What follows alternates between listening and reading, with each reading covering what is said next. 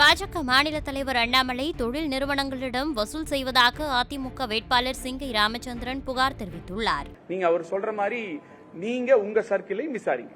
ரைட்டா? 5 கோடி ரூபாய் மாசம் வருது, 5 கோடி ரூபாய் கொண்டு வந்து உட்கார்ந்து இருக்காங்க கோயம்புத்தூர்ல கொடுக்கறதுக்கு.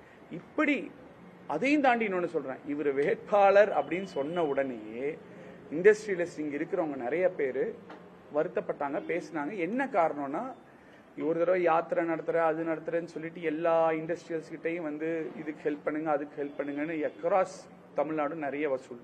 இப்போ இங்கே வேட்பாளர் ஆனதுக்கு அப்புறமும் நிறைய பேர்கிட்ட கால் பண்ணி வசூல் பண்ணி, இது வந்து வசூல் ராஜா எம்பிபிஎஸ் மாதிரி வசூல் ராஜா எம்பிஏ அப்படின்னு தான் சொல்லணும். அந்த மாதிரி ஒரு நிலைமை இங்கே இருக்கு. ஸோ அதனால அவர் வந்து ஒரு பொய்யை திரும்ப திரும்ப சொல்லிட்டு, அதுவும் இப்படி வசூல் பண்ணிட்டு கோயம்புத்தூரோட வளர்ச்சியை பற்றியும் பேசாம சம்பந்தமே இல்லாம பேசிட்டு இருக்கிறத இன்னையோட நிறுத்திக்கணும். ஏன்னா இப்ப நான் சொன்னது எல்லாத்தையும் இப்ப யாருகிட்ட என்ன வசூல் பண்ணிருக்காங்க என்ன ஏதுன்னு ஆதங்கப்பட்ட டீடைல்ஸ் நமக்கு தெரியும். அவர் வேணும்னா கேஸ் கூட மேல போட சொல்லுங்க, கேஸ் போட சொல்லுங்க. கோர்ட்ல வந்து டீடைல்ஸ் கொடுக்க தயாராது. என்ன டீடைல்ஸ் யாருகிட்டலாம் பேசினார் என்னங்க டீடைல்ஸ் கூட நமக்கு. செய்திகளை உள்ளது உள்ளபடி தெரிந்து கொள்ள ரெஃப்ளெக்ட் நியூஸை சப்ஸ்கிரைப் பண்ணுங்க.